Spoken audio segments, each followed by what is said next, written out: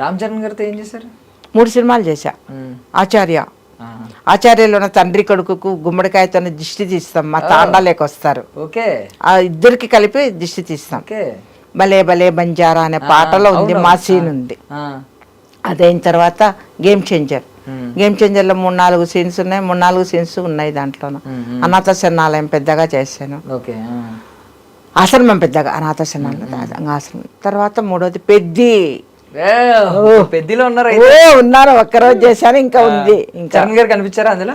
ఆ రోజు మా ముందే పోయారు, విష్ చేశాను, నిలబడి మళ్ళీ నమస్తే చేశారు. ఒకసారి ఈయన మన సాయి ధర్మ తేజ గారి సినిమా SYG ఏటిగట్టు, సంబరాల ఏటిగట్టు, అది పోస్టర్ విడుదల అప్పుడు మామూలుగా నేను దాంట్లో చేశాను అనమాట. డబ్బింగ్ కూడా అయిపోయింది.